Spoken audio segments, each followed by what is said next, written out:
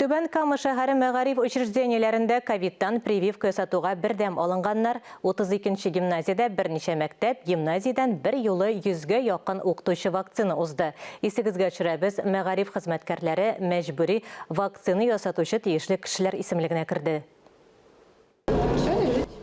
Түбән Камада менә шулай тиз генә прививка ясатучылар саны артты.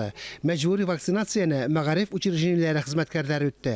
Прививка ясатырга теләүчеләр арасында ашхана хезмәткәрләре, техник персонал һәм әлбәттә инде укытучылар да бар.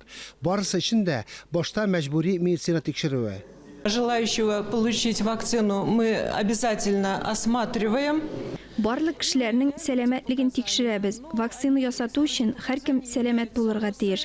Тән температурасын, кан басымын үлчибез, сулыш алу органнарын тикшерәбез. Узган атна башында шәһәр мәгариф хезмәткәрләренең 55% гына прививка саткан булган. Хәзер вакцина сатучылар бернә-бер арткан. Татар теле һәм әдәбияты укытучысы Алия Шәрипова да вакцинацияны беренчеләрдән булып узды.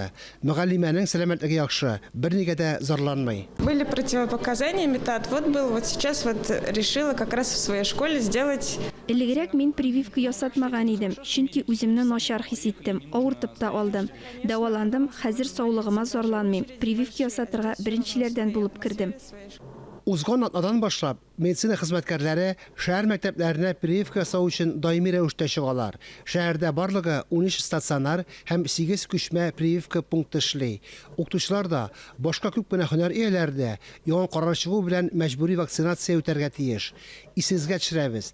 9 ноябрьдән вакцинацияләрнең беренче этабын узмаган, 7 декабрьдән яңа коронавирус инфекциясенә каршы икенче кампанияне алмаган хезмәткәрләр эштән азат ителергә тиеш.